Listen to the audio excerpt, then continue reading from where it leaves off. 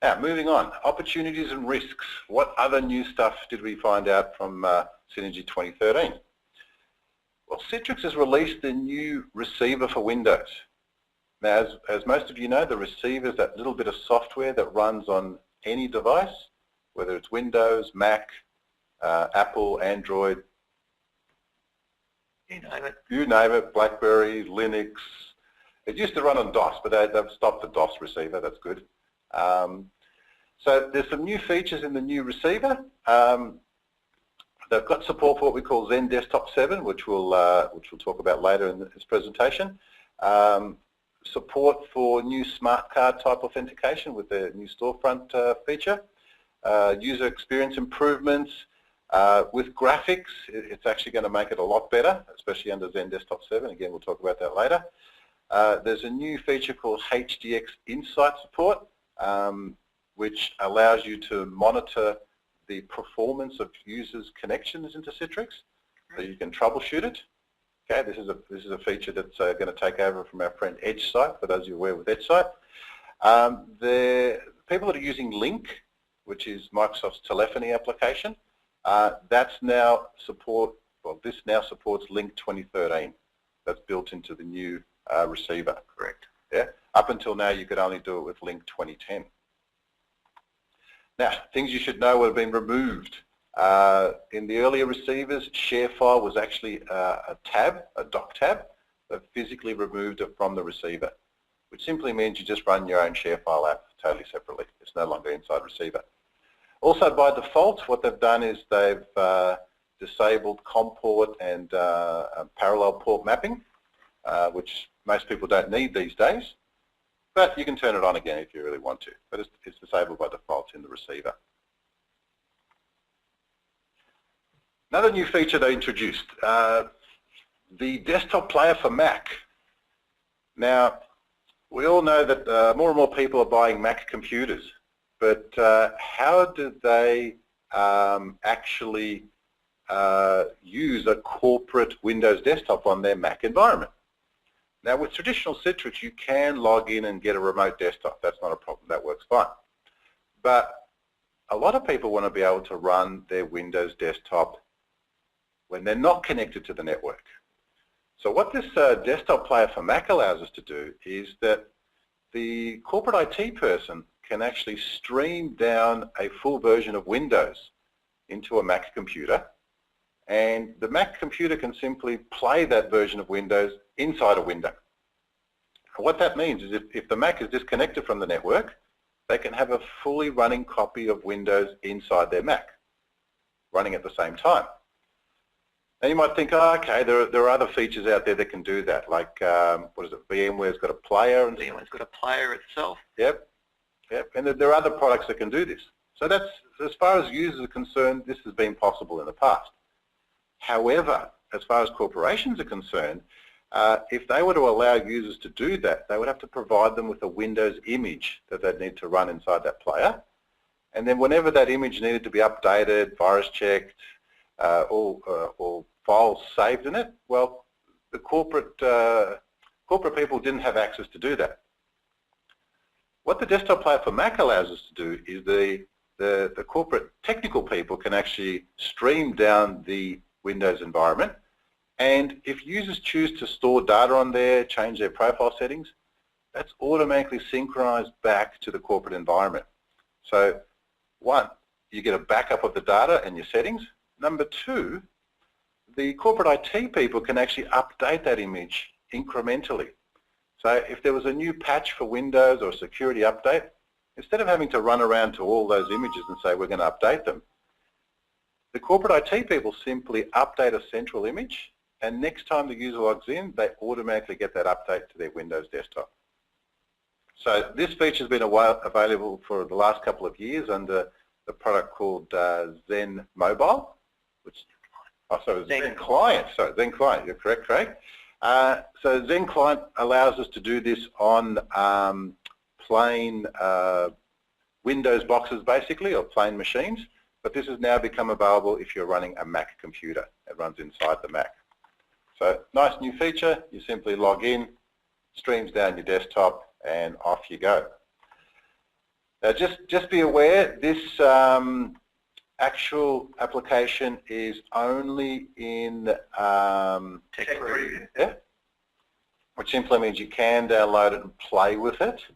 Yeah, you can request a copy of it through Citrix. You've got to authenticate in, ask for a copy, and then they'll get back to you on that one. And have a play. So if you really want to have a look at it, have a play. However, we've been told that it's going to be physically released late in Q3. And so what's Q3 mean, Steve? Oh, sorry, yeah, I'm talking Techo speak there. So Q3, as far as the vendors are concerned, is the third quarter in this calendar year. So I would say that's what, July, August, September, late September. Okay. Knowing software vendors, that's December for yeah. That's right.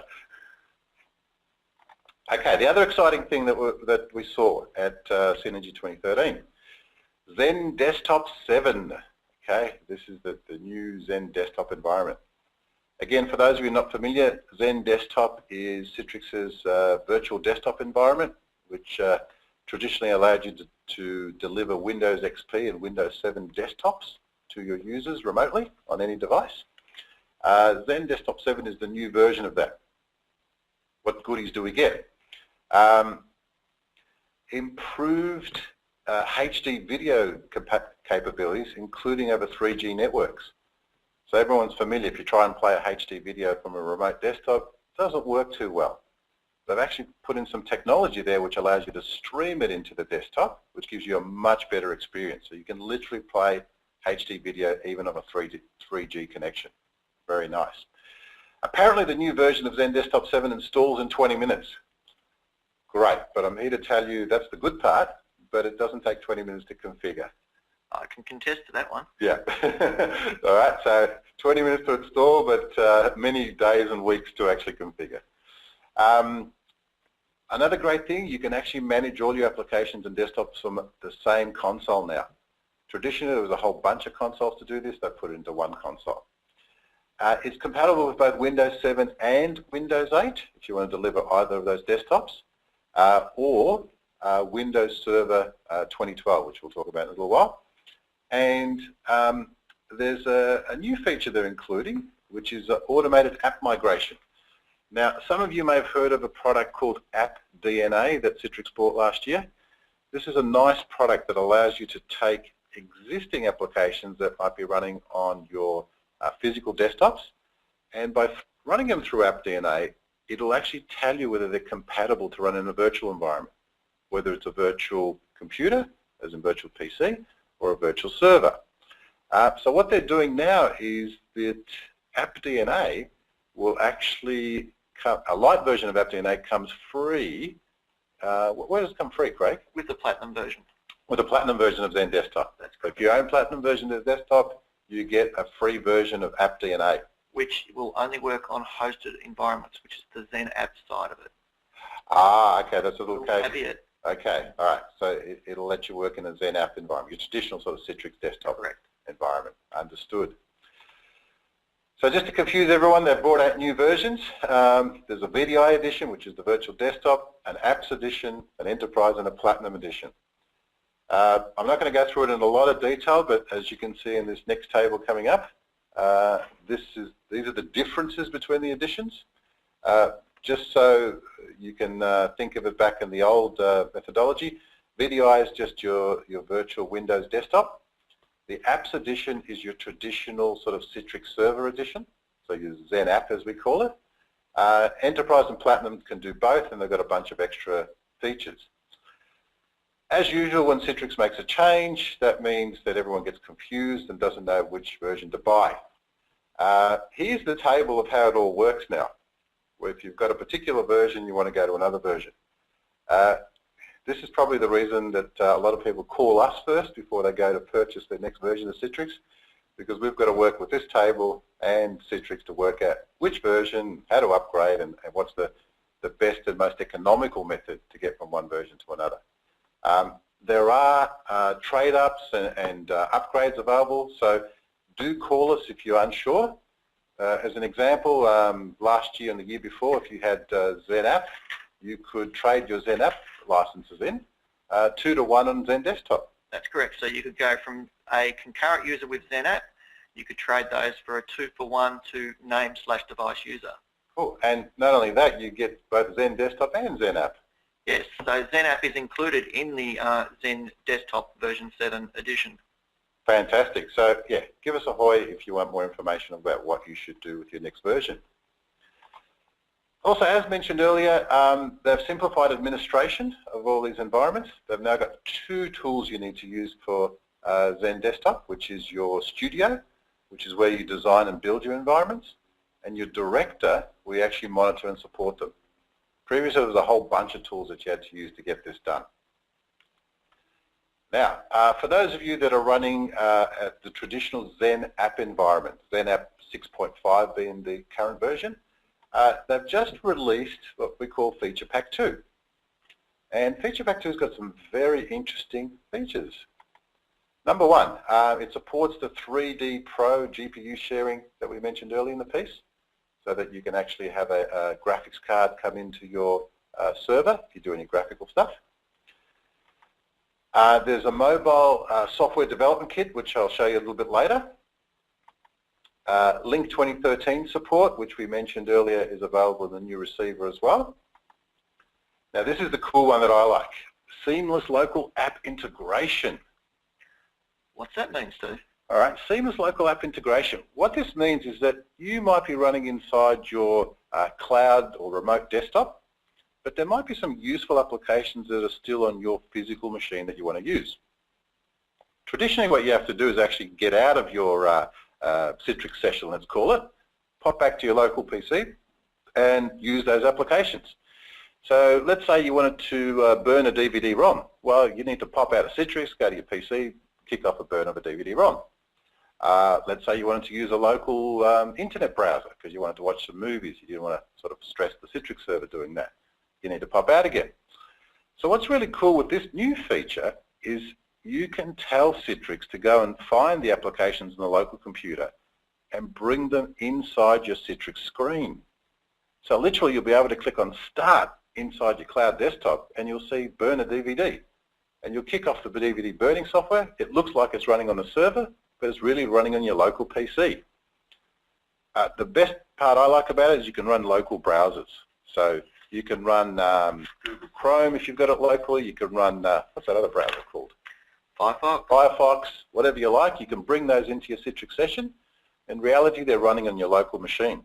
So the real cool feature in the past is where we've been able to, with Citrix and XenApp, we've been able to redirect Internet Explorer, so offloading that to the local machine. But we've had issues with Firefox and Chrome where that wasn't supported. Now we've got the ability to do that for the end users by using the local client redirection. Fantastic. So things like running Google Earth, Craig, is that going to work? Yeah, well, Google Earth, as we know, only one user can run that in a XenApp session. This way we can give all our users access by doing it this way. Fantastic. So they're effectively running it in their local PC, but they're getting the experience inside their Citrix session. Correct. Nice. Like it a lot. So I can see a lot of people using that. We mentioned the AppDNA product as well. So you can now do what we call P2V, physical to virtual conversion of your applications from the standard PC desktop into your virtual XenApp environment. Now, moving forward, the roadmap with Citrix is that they've got 2 separate product suites at the moment. They've got the XenDesktop product suite and the XenApp product suite. And as you can see there with the XenDesktop 7 version that just came out, that's in its own product suite. And the traditional XenApp server is down the bottom there when we're up to Feature Pack 2. Moving forward, they're going to continue to develop XenApp 6.5, which will come out with Feature Pack 3, and at the same time continue to develop XenDesktop 7. But as you can see in 2014, the 2 will meet. There will no longer be a XenApp product. The way it's going to work is that XenDesktop will take over the whole administration of both VDI desktops and servers. Craig, how's that going to work?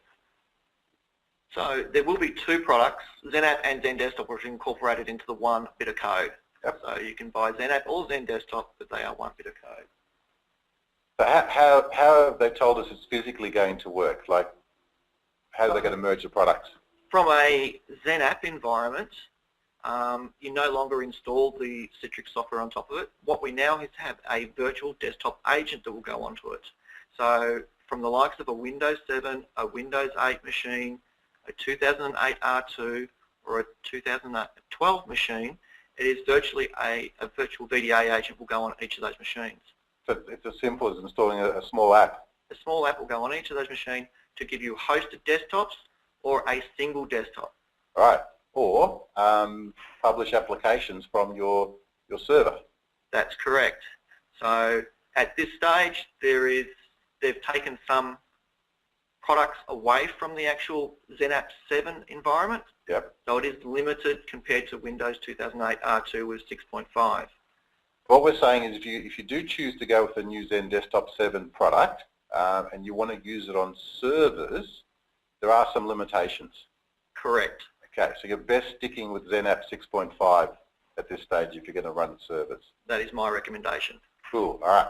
But if we want to run Windows 7 virtual devices, then you're recommending we go with XenDesktop 7? So if you want to do virtual desktops or XenDesktop, we definitely do XenDesktop 7. Yep. But in a XenApp environment, which is the traditional environment, I'd be sticking with 6.5 XenApp, as that's going to be around for a long time.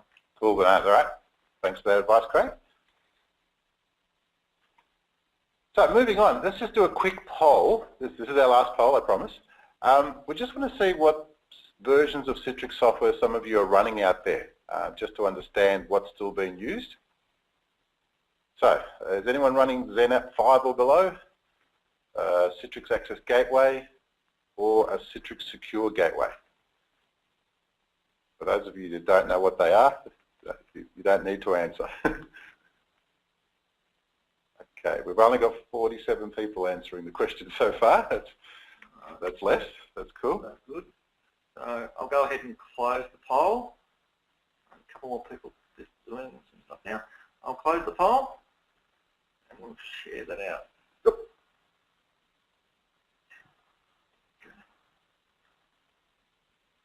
All right, wrong button.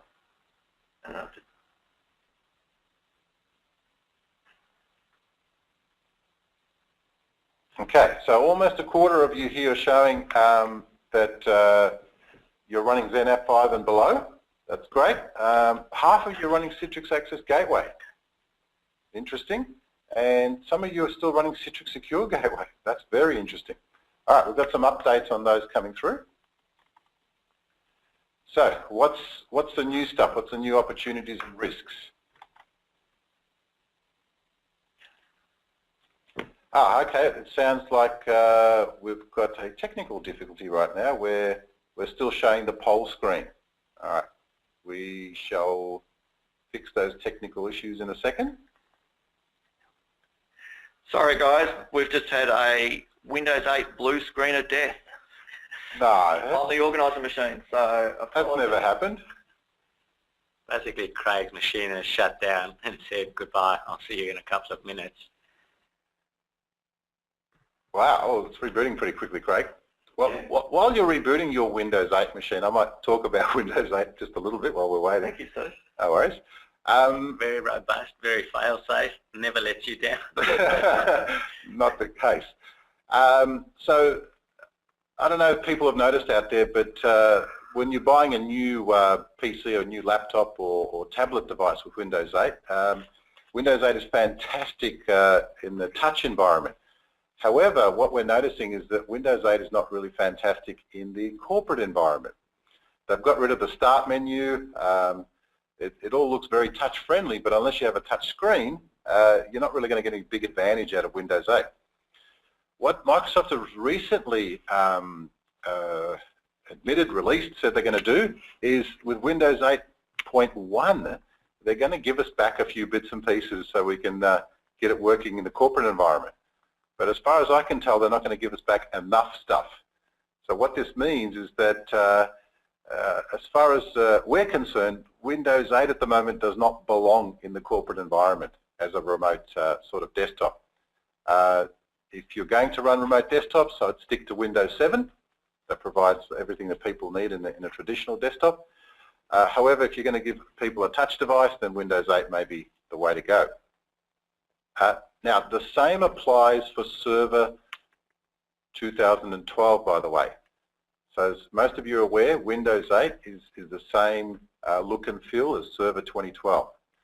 So if you're planning to deliver desktops to your users through a server, the traditional Citrix XenApp method, we're still recommending Server 2008 R2 as the way to go.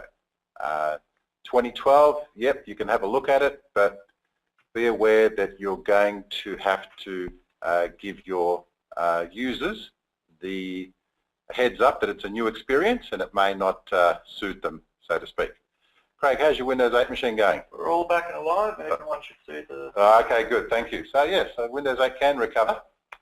That's good to know. So, what's new? NetScaler, Citrix's Swiss Army knife, which allows you to get remote access, does a whole lot of other things. There's a new version called 10.1 that's apparently easier to configure. I've got a question mark next to easier to configure. They've made the graphical interface much nicer. That's great. They've moved things around. That's fantastic as well. But as most of you know that know what a NetScaler is, it basically needs quite a lot of skills to actually install and configure correctly. And if you already know how to do one, you're going to find the new interface less easier because they've changed everything around. So you're going to have to find the stuff. If you've never configured one before, well, you're going to have trouble configuring anyway, so the new interface is of little use to you. So not excited about the new interface, but anyway, that's new. For those of you that answered it, you've got a Citrix Access Gateway. That's no longer supported by our friends at Citrix. You need to upgrade it to a NetScaler gateway. Depending on what versions you've got, and if you're under maintenance, you may be entitled to have a look at that. But really, the CAG or Citrix Access Gateway is no longer supported by Citrix. Those of you running virtualization, Citrix has a product called XenServer, as you know. There's a new version 6.2 that's come out. This is a huge deal for those people running XenServer. Citrix has now released XenServer as an open source system. What that means is that other vendors can simply look at the XenServer system as they please and actually write their applications to work directly with it.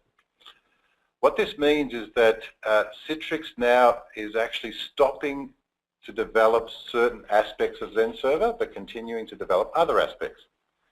So if you had some features there like automatic load balancing where it checks the CPU usage and the memory usage and automatically moves them from one server to another, that feature is actually going to go away in the future.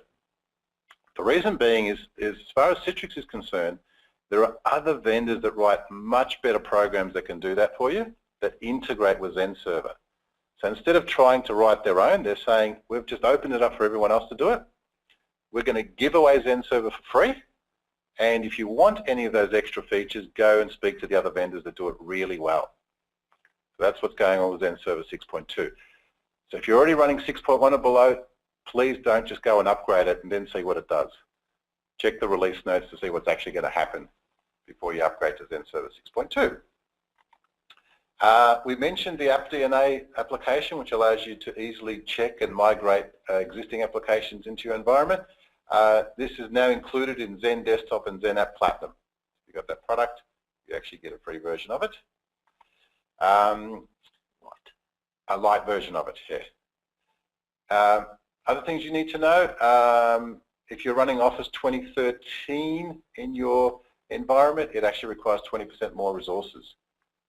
So if you're thinking of upgrading from Office 2003 or 2010, yeah? This is a big issue that we're seeing out there, especially in a XenApp environment, that 20% more resources on overhead in your Citrix environment, we're seeing a lot of issues. Yep, so that's effectively going to slow down people that, you know, we're already on the edge. Yes. Yeah, so just be aware, don't just jump into Office 2013. That's something to look at. Okay, what else is new? We mentioned XenClient earlier, which is the virtualization platform for PCs. What Citrix is releasing is a system that can run on top of XenClient which allows you to just convert an existing PC into a virtual client. So a dumb terminal effectively. So it'll boot up, you'll get a Citrix login, and that's all you'll be able to do with that machine. So you can repurpose your existing machines by running XenClient and that new feature from Citrix. I was seeing there's a few questions are popping up, but Craig, I'll let you have a look at the questions, see if they're relevant as we go. Otherwise, we'll grab them in a couple of minutes. While we were at the Citrix Synergy, there was a whole lot of other vendors there that we bumped into. A couple of interesting ones.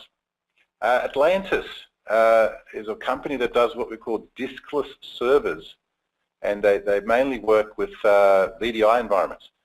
What we mean by diskless servers is that instead of storing your virtual desktops on the hard disk of a server, which is traditionally the slowest part of the server, what Atlantis will do is, because RAM is relatively cheap these days, it'll load those images directly into RAM, effectively creating a RAM disk.